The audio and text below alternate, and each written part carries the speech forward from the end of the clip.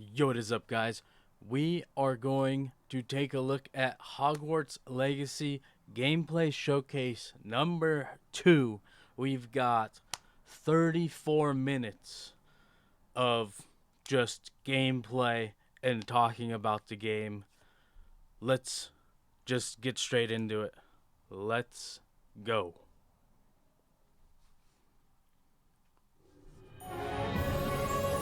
Hogwarts Express.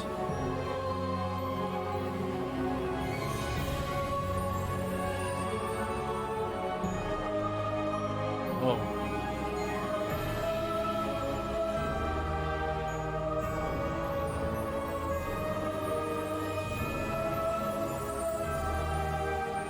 I'm gonna open up my drink really quick too. We got that sour green apple ghost.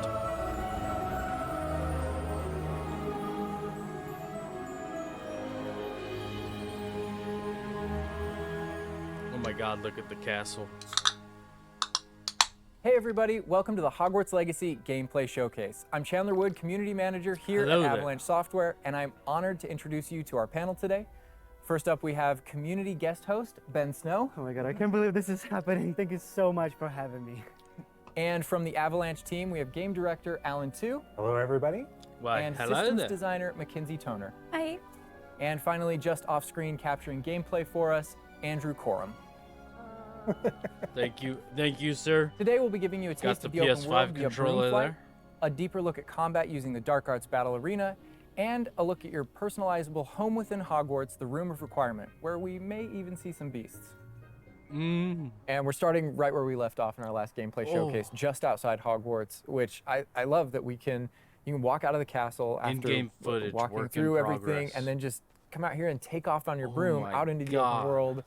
And This game Alan, I know looks that's so something that good. you particularly like about Hogwarts Legacy too. Yeah, I'm a big fan of just being able to hop on the broom and, and go anywhere. There's something about kind of like the sensation of everything being open to you, and just I love the proximity that I can get to things. I love flying close to the ground, and I kind of wanted to talk about it just because I feel like the brooms are fun for me, not just because of all those feelings of exhilaration. Oh my but, god, this but game is because gonna be they're so not just good. I have a broom and it's done.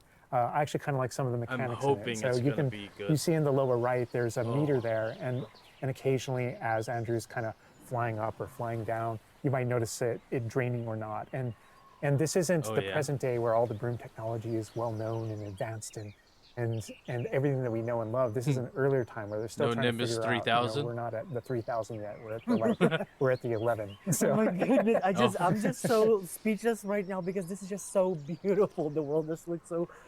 By the way, the broom, is that like the only one, or can you like upgrade? Yeah, the true. broom? Is there like multiple brooms? Yeah, so we have a shop in Hogsmeade, actually a broom shop. And so that sells a variety of different brooms. And it was important to us that the player could customize themselves based on their own aesthetic. So they're purely cosmetic, but if you talk to the shopkeep and help him out, he'll actually sell upgrades. Dueling yeah, feats. those upgrades Complete the will battle make it so that where in time, normally 10 the broom seconds. you can only fly, you can only go at max speed. It's kind of like a turbo meter down there. You can only go at max speed without the meter going down, kind of closer to the ground. And as you raise into the air, you'll notice the meter drop. And so those upgrades will allow you to increase that distance from the ground. And the broom owner at the sporting goods store in Hogsmeade is trying to perfect the broom and get better at it and know it better. And you can participate that and get better and better brooms. Oh, that's cool. And I love that mechanic encourages you to actually explore the world and kind of stay close to the ground. It's not just a travel mechanic, point A to point B. You're not just flying high Yeah, I'm over gonna everything. fly although low it and is wanna see beautiful, everything something I really anyways. love doing, but as well, there's lots to explore on the ground, and so kind of keeping you down at the ground level. And to me, it feels like it's got this kind of surfing vibe over the. Oh over my the god, like I'm just like I want to snatch the controller from Andrew right now because I want to go to the mountaintop, I'm going to the forest, and to that hamlet, or I don't know if that's how it's called. I think. Yeah, I would do the No, same it's thing. awesome. We're actually gonna land here, and I feel like that you call it a hamlet is just perfect, just because that's what we refer to it as.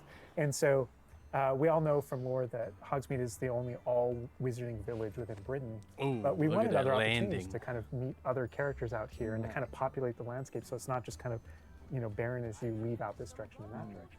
And so we just imagine these different dwellings, these different smaller locations that wizards might live in out in the Scottish Highlands. That's And cool. so it's those, and so we refer to those as hamlets, and they're opportunities to learn those wizard stories, how those different locations have kind of like learned to live, what their relationships are with characters at Hogsmeade and Hogwarts. And so they're both quest opportunities out here and that a looks chance so to kind of good. get to know more of the area, even beyond Hogwarts and Hogsmeade that we've already experienced. And you'll also notice on the mini-map like lots of little icons, and each one of those represent gameplay in the hamlets that you can participate in, whether it's a vendor or different puzzles and challenges or different secrets that exist. Each one of those icons are different opportunities for gameplay. And you'll notice that same thing as we venture out into the open world as well. So when you go out into the open world and you see those icons, whether they're on the mini-map or on your map or off in the distance, those things are opportunities to say, like, I want to increase my inventory capacity. They're puzzles left behind by old wizards, that you can solve that actually grant you those.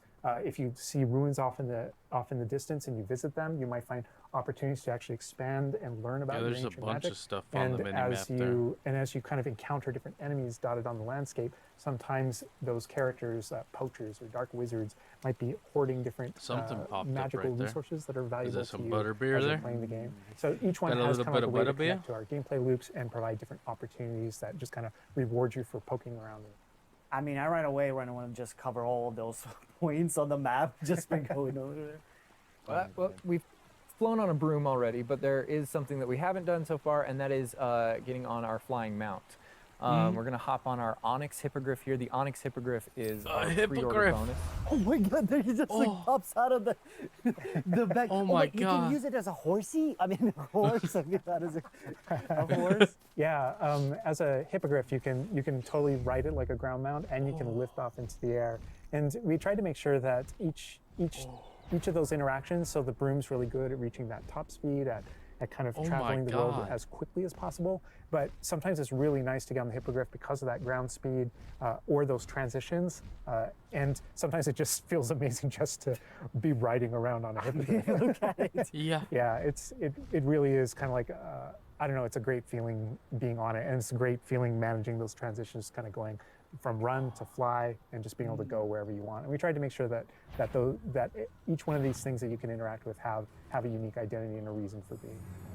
Slow, And, a oh my God, like, I loyalist see, like, different, like, assassin. areas, Dueling like a swampy feats. area. By the way, can you go to like entire map anywhere you go? There are regions that are like locked. for you, Levitate Yeah, a or- as soon dog as by soon its as tongue? there's kind of a moment where the world kind of opens up to you outside of Hogwarts as a student, and right from that moment, early on in the game, you can go wherever you want. And so you might find more difficult heck yeah, challenges early in on in different the areas, game. and you'll see different spots as Andrew's moving around, like you mentioned, the swamp. But we have got like a coast, and we've got different types of environments out in the world just to kind of pepper your experience, reward you for exploring, keep things fresh. All those things exist. Oh, you guys know how I love to I love explore that in games. windmill. It's like so rustic. Like I keep forgetting that this is like 1800s. The Wizarding World we've never really seen before. Like it feels so authentic. Like it's part of it. Yeah, I love this vista too, and I'm gonna have Andrew stop here. We're gonna use a bit of dev magic to change the seasons. Actually, I want you to see what this world looks like, covered in snow. Yes. Oh. Yes, please. I love snow. Please wait. Entering dev commands. Dance party. Oh, This is so beautiful. Oh my oh goodness. my. This is so pretty. Like it looks so realistic. Oh my god, it changes the landscape like completely. Oh my god. Does it have like actual like gameplay impact? Like impact on the gameplay? Or does it like it's just the weather of Scotland? Yeah, we use it. We really use it as a narrative marker through the game. So as you're progressing through your main storyline, it was important for us to kind of like have those moments that kind of felt like when you're reading the books or watching the movies, Excuse where me. you'll see kind of like the title card winter, and now the landscape has changed, and you're really feeling What are those? that passage Look of at the, time while you're a like, student, balloons. going through your year at Right. Hogwarts. And I think we wanted to duplicate that. And Is that for like me, a it's mini really fun game? that Can it's you not like just fly on through the those and they outside, pop? Which which I agree. I think it looked really beautiful. But within the school as well. So there are moments like when it reaches certain holidays or things like that, where Hogsmeade reacts to holidays and the school reacts to holidays, and you see the decorations around those environments change. That really helped just kind of make me feel like I'm there. Right. Yeah. And it's not just for the seasons, those kind of vibe things. Like we have a day-night cycle, and that day-night cycle, even though similarly, like it's largely about vibe. When you go into Hogsmeade in the evening, there's less characters there. Around the school, you'll notice it kind of dies down and quiets down. Just when there's just candlelight and students kind of like as you're walking through the halls. But in that day-night cycle is where we. So you'll notice everything like simmer down. A few items where, whether or not you can collect them or whether or not you can interact with them that are a little bit restricted by the day-night cycle. And I love Andrew's flying up here, really high up on the hippogriff. And we're just looking at this view of Hogwarts in the distance. It's just absolutely beautiful. It's part of what I love most about flying around in this game, whether it's on a hippogriff or on the broom. Oh my God! No, I mean, you talk about going anywhere and things that you can see in the distance. You're gonna sink so many hours into this game. I still can't get over, like, no matter, I played this just doing so much, stuff like this. I still can't get over the fact that I can see Hogwarts out there, and there's just something beautiful about knowing that all of the things inside of it, the classrooms, the students, the professors, all the places I can go, I can just fly my hippogriff, land in the courtyard, enter the front doors, and just walk, to the library, to class, or to the greenhouse, or to my common room. That it's all contiguous and just kind of like one space is still exciting to me after all this time. mean, I'm I'm speechless right now. It's just absolutely beautiful. Just, oh my God. As much as we want to spend a lot more time out here just flying around, experiencing the world, I think this is a great opportunity to switch over to combat. And last time we gave you kind of an intro to combat. This time we're going to really go a lot more of a deep dive on using the Dark Arts Battle Arena, which is part of our deluxe edition. All right, Andrew's got us in the Forbidden Forest, which is where the Dark Arts Battle Arena is. Which is part of the Deluxe and Digital Deluxe Edition. I love the way the Dark Arts Battle Arena is actually separately. Part of the world. It's integrated into the world, so your experience is more immersive than just choosing an option from the main menu of the game or something like that. A reason to go to the Forbidden Forest. Exactly. There are many reasons to go to the Forbidden Forest, but he's also wearing the Dark Arts cosmetic set, and here he's pulling out the Thestral, which is part of that Dark Arts pack from the Deluxe and Digital Deluxe Edition. So we're going full Dark Arts here. That's good. That's what I like going down. But I like this this battle arena. It is a great place to show off really combat in a big way because it unlocks some interesting abilities for you and allows you to really play around with combat in a in deep that way. last And is this video. like the only arena like this in the game where you can like practice? And So in the base game we have 2 combat arenas normally. And so everyone has in the access last to those. video they And shared like each of the combat a arenas are an training opportunity to kind of just area go through a for difficult combat challenge, fight through multiple waves in order to earn a different cosmetic for your character and add that to your collection. In the case of that's no different than the Dark Arts Battle Arena. That's also true, the combat arena. fight waves of enemies in the battle arena. One of the things that we're excited about in the Dark Arts Battle Arena that people can do is you come in preloaded with different abilities. So the unforgivable curses are something that everyone's going to have access to through the base game and going to be able to earn. Andrew's they can setting make up a choices in spell. order Sorry, to no kind of like peeking. add that to their repertoire, and they can also commit to that down Excuse me. with certain talents and things like that. When you play the Dark Arts Combat Arena, you actually have access to all those things as kind of like a way to test them all. And so it's a chance to kind of like tour and play with the Dark Arts and decide whether or not that is a path that you kind of want to go down. But yeah, everyone has the same ability to explore the Dark Arts. This is just kind of like a way of previewing. And again, a great place for us to show off combat in general. So I think we're gonna jump in here and just start battling, and we can start talking about everything you're seeing on the screen. All right. Oh, Just about the cadavers right away. yeah. Oh my God. We're starting off strong. Oh my We're God. starting off strong. Was that Kujio? Oh my God. That's so cool. Yeah, so that you'll notice right away, like when we used Avada Kedavra, that guy's health bar went from instant to 0, and we really are trying to honor the way Avada Kedavra works in the game, even in some pretty extreme situations. you'll notice that like the meter takes up a lot longer to Yeah, a little kind of cooldown. build up as a way to kind of deal with its extreme power, just so that it's still fun to use. And then there's some ways that we'll probably talk about to adjust that. But I don't know. I don't know if there are things on the screen that you just have questions about. Well, like I see like little blue things popping from Yeah. the enemies. Also, before like that sign, well, it's like so in the community we call it the ancient magic sign. I don't know if that's how it's called Yeah. in the game.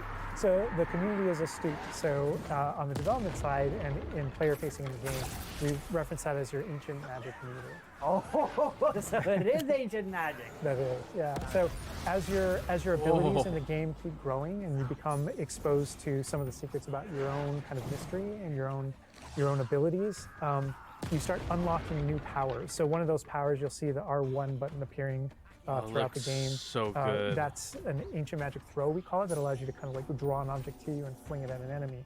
Okay. But whenever you see the R1 or the L1 plus R1 appear over somebody's head, that's an ability to cast a very Wave devastating 3. and powerful ancient magic spell Oh, to do a that- ton of damage against a character. I see. And the way that manifests itself depends on the type of enemy that you're fighting. And you'll see a wide variety of enemies in here that are pressuring the player in different ways. You'll notice there's abilities that kind of bubble Oh up my under God. the player as he's fighting that force him to move.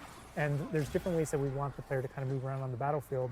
And that's actually a good link to the ancient magic meter in general. And the reason why I say that is because as you're doing different things in combat, you're Protegoing and you're doing different abilities and you can kind of spec into it with your talents, there are different ways to get that meter to build faster and faster. But one of the most effective base ways to build up that meter fast, that way you can launch these devastating attacks whenever you want to, is to actually I feel like I'm perform just like combos. So you see soaking that it all combo in. appearing, and it's almost And like just, your like, emotions are memorized building up, by and then it. basically that builds up Like, enough I that you just can wanna attack someone. play this But game. as the combo meter builds up, at some point you strike someone and a piece of their magic kind of falls out of them. You'll see these blue orbs in the game world, and there's something that only you can see in the narrative, in the world. And it's another reason to move around on the battlefield. If you can go up and collect those things and suck them in, they give big jumps to that ancient magic meter as we're playing. We're talking a lot about spells and magic here, but I think there's another huge component of combat, and that is the tools that you can bring to combat as well to kind of change the way you play. And I think Mackenzie knows There's like, a lot about what's going on with the plants and Yeah. potions. And I wasn't so paying attention the at tools first, are but really there's, interesting. like, They're different basically dueling like a feats, prior like, investment. different So you things you can can bring do the potions while and fighting. the plants that you grow in the room of requirement to combat to essentially kind of help you defeat enemies a lot quicker and more efficiently. So some of the tools that you'll see here are like the rock skin potion. So that is something that basically covers your skin in this like That's, rocky L1. material that reduces the incoming damage that you're receiving. So against big enemies, hard-hitting enemies Nice. like trolls, that's super helpful. Oh my god, he's just destroyed. Yeah. The troll just Straight up, collapsed from bye. Obviously, we have the Wiggenweld potion as well, which increases your health. And then we have the focus potion. So when Alan talks about having to balance Avada Kedavra with a long cooldown, because obviously it's an instant kill, one thing that you could do is brew a focus potion, and that will increase how quickly your cooldowns. Oh my God! Look how Right. fast it's regenerated. There's just so much like versatility, like in what the character is doing to the troll right now. Like he's just bouncing around the arena. He's like not, and the troll makes him move around too. Looks like. And it I love keeps that our plants are lasting. violent. It's already back. Yes, and so that's like when we were talking about the setup of the arena. You also have plants that you can fight with, and so we have things like the venomous tentacula that you can put down, and it acts like a turret, and it just kind of shoots enemies around the battlefield. That is so cool. That's cool, This is like yeah. a truly like That's cool. Hufflepuffian way to approach the battle. Yes. No, that was super important to us, that there were these like multiple ways. And so you can see there's a ton of different things you can use. The mandrake is one, so you can pull it out and it stuns with its like piercing cry these enemies in a radius. And another thing I want to call out that we're seeing on the side of the screen here is these dueling feats, which I love because I love anything that prompts me to play a game in a different way, a unique way. I don't want to get stuck in my style, you know? Oh yeah, that's what I was So this talking is a about. way to, if you want to get stuck in your style, go for it. If you just want to blast people with spells, go for it. But we also want to They give you, like, different things you could have some do throughout things over here that may fighting. make you use certain plants or certain potions or block more. Nice. Or Yeah, we mentioned the field guide challenges in the prior stream, and the field guide challenges, this is the way that the field guide manifests like challenges for you to do in combat. And exactly to your point, we just wanted a way to encourage players to explore the different systems, to help them decide, to just kind of practice with them and explore what they want to do, because there really are so many different ways that you can push talents. When you see the green X's on characters, That's right. and that's kind of through your talents, you can unlock this kind of cursing mechanic that sort of like links the fates of these different characters on the battlefield. That way, as you get as you're cursing different characters, they all begin sharing damage.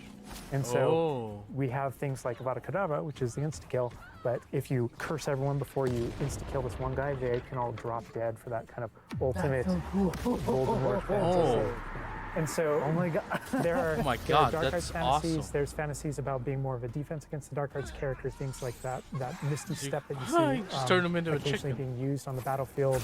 And we can also spec into our potions and plants to make them more powerful and more efficacious. So it's Wow. all about which type of player you feel like you are and whether or not you want to play with prep, on the fly, or with deliberation, and those are all different options. That is so cool because like it's like I see so much like going on the stream, just so much complexity, and I want to just try it myself, like which Victory. style works best. Restart I mean, I feel or like it's the return. dark arts is gonna be the easiest route, but You're that our ancient audience. magic, to be honest, feels like much more powerful than just the dark arts.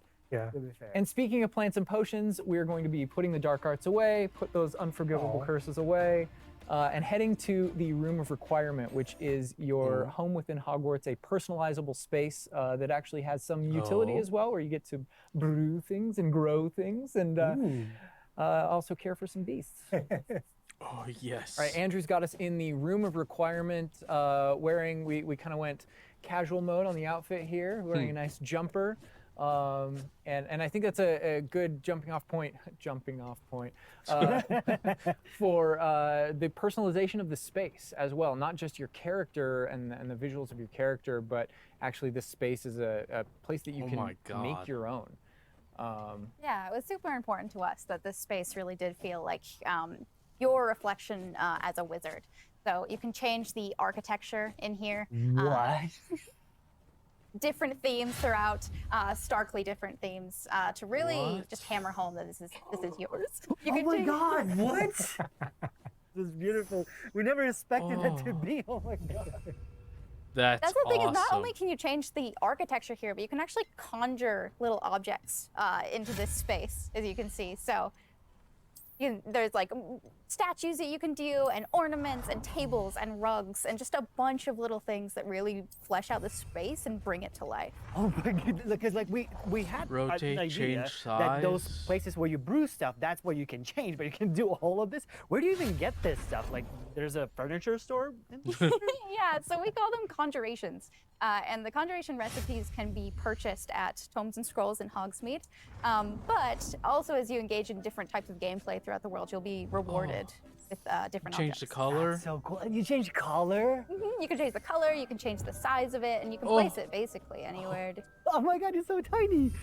It's like for baby Niffler.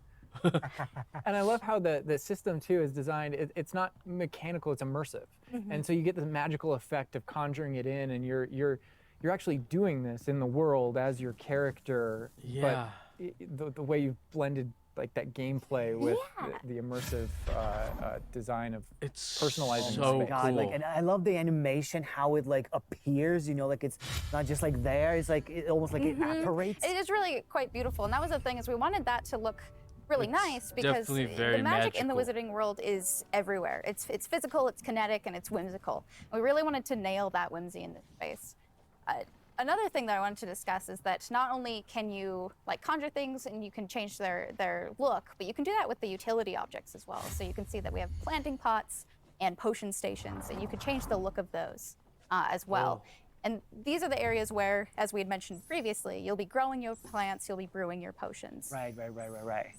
So while you're also doing these like kind of nurturing based activities, this is also the space where you would bring your gear to be identified and gear to have. I like the effects put of on it which I believe Alan dropping can and talk to. stuff. All Yeah, the dust coming off. we keep bringing up appearance and how it looks, and on a, like in the game, you can look like anything you want to whenever you want to.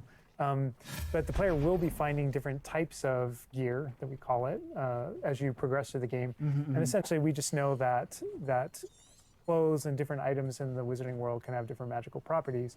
And as you explore and as you adventure and as you defeat enemies, you're going to be finding different pieces of gear that have different abilities, and that can help you in your journey and are a major part of you kind of growing as a wizard and advancing as a wizard.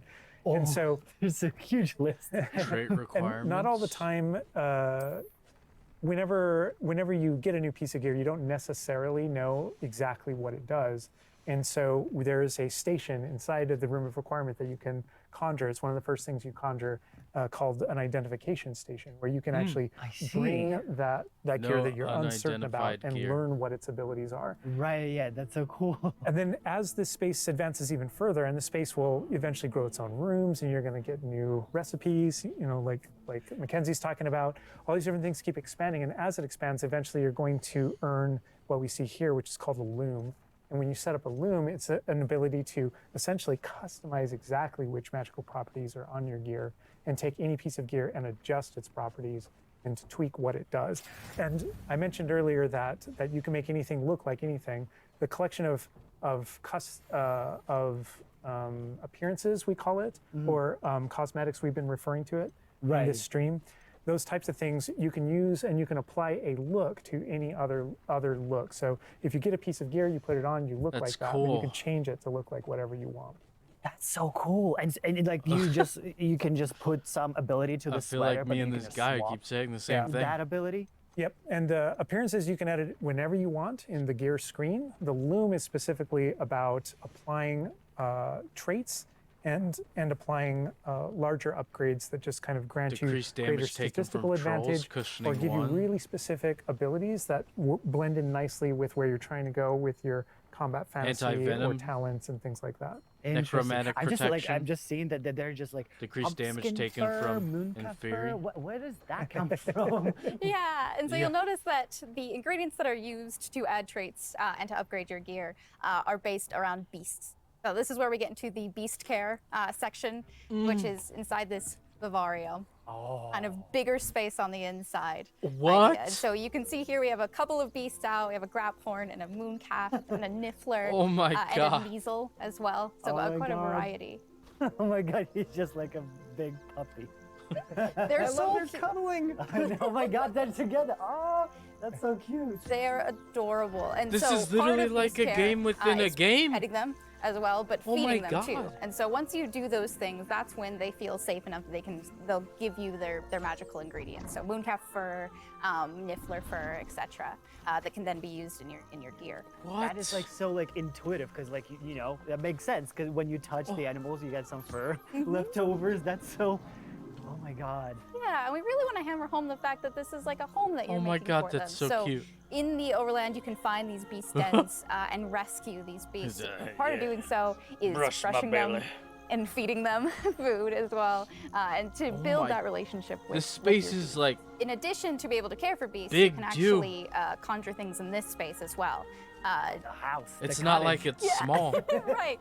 And so we have like a lot of little ornaments in this area, and a lot of them are purely cosmetic, but they look really cool. Again, it's the personalization of this space. Oh my goodness. No, An this is ancient like archway. I'm gonna spend 8 hours just designing this Oh whole my area. To personalize. God. This is like cool. It's like you have this little play area, like a personalized fish tank, so to say. Yeah, exactly. Oh my Just for the creatures. I'm gonna love it. spend like Yeah, no, totally. a bunch of And hours there's like just a in decoration here. aspect, but there's also we were saying inside as well is there's a utility aspect to it too. So as you progress in the game and you're able to purchase more conjurations, you're able to A speed up beast your feeder? process. So one of them, for example, is the food processor, which allows for the beast in the space to automatically get box? feeds. You don't have to do it manually, and so You you're can play really with your beast. building the progression for yourself here. In addition, there's also a toy box where you, where you can play with your beasts. Oh. You'll see here, yeah. So you can, there's a bunch of toys in it, and each beast has their own favorite toy. So as you can imagine, the moon calf really likes the moon ball, or the Kneazle, as like a little cat, really likes to chase the yarn ball as well. Right. And they're super cute. Oh my God. Watching them, it's so cute. And the big thing we really wanted to Oh my hammer God. home is that the world is a dangerous place. And so by going and rescuing these beasts and bringing them back here and caring for them, you're really helping them out. There's poachers in the Oh my Overland, God, we have to who protect want them to- all. Who hunt these beasts for their material. So Oh, it's like instead, you're caring Pokemon. for I them, feel like giving we them a gotta home. catch all the beasts. Oh, we gotta put all the beasts here. Gigantic. Can you name them and stuff too? But he looks like my dog. We can name our dogs right now for sure. Oh, you could actually name them as well. Oh my so, God. Like your dog. So getting back into that personalization, Oh, you we know, gotta- yeah, we didn't want you to just like throw in, oh, here's a Graphorn in here. Like, this can be named whatever Andrew's Billy. about to name them. Oh, he said Bruce. he put a B there, and I was like, wait, what? Bruce. You know, we've created this really nice space, and you can get additional vivariums, correct, to different kind of aesthetics and looks to where you're Bruce. keeping Yeah. your beasts Brucey. and caring for them. Progression is a big part of this space as well. So as you progress through the story, you will unlock more vivariums. So as you can see, this one's quite meadow themed, big, open, bright. But there's other That's ones, so say like a cool. swamp that you might encounter. And it's really a visual effect to and more space for your beast. Oh, so it's like those. So when we're inside the room requirement, there's like on the left. All the there's that animations moon that they glow put from into one entrance and then all some of shrubbery this going on in the right. Is just- that what you're talking about? Yep, that's exactly it. looks awesome. Oh, you put trees in here Feels too. Oh my goodness. super magical. And another thing with the beast care that I think is great, you know, tying back to this same kind of thing that you did with like the broom, where the broom is not just a method of travel, it's actually built in and integrated into the world.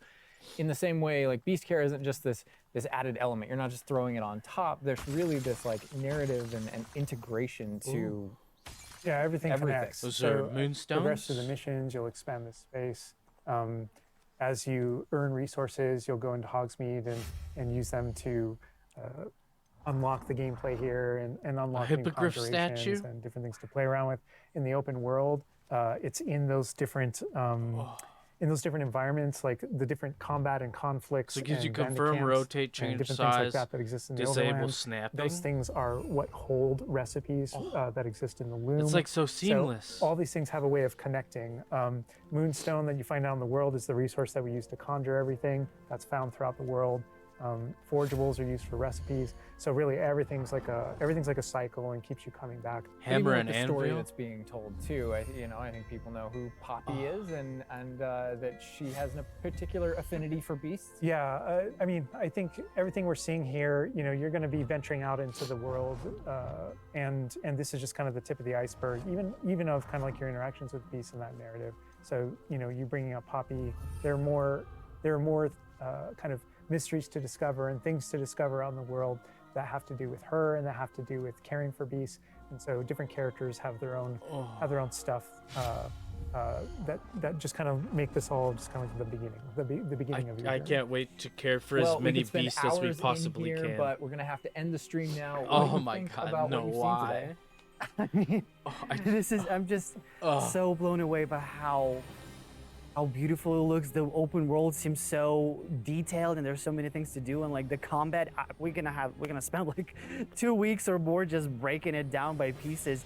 There's just so much to this world. Like I'm so happy you guys did this overall gameplay. And that's just the tip of the iceberg. Oh my God, Got what? more for you to discover and find on your own. Thank you so much for being Oh here. God, what Thank more are you they for gonna watching. show us? Hogwarts Legacy is available for pre-order now. It releases February 10th with 72-hour early access for Oh, owners of the February Collector's 10th. Deluxe and Digital Deluxe Edition. We're gonna wrap things Oh up. my God, I but need to get one of first we've those got a little versions of the surprise game. for you. Huh? Bye. Bye.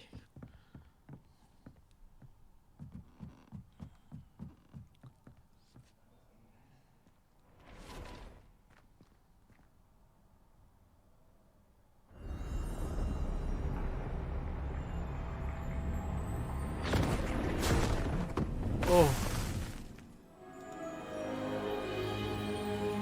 Hogwarts Legacy. Available digitally and physically February 10th. Oh my god, that looked so good. Oh god. I'm like speechless. I cannot wait for that game to come out. February 10th cannot come soon enough. I need to get the best edition of the game. Oh my god. Holy. That game is going to be so good. You could just spend so many hours like building out your room of requirements and going to the beast area and just fully building it out however you want. Oh, that's going to be so fun. That's literally like a game within the game.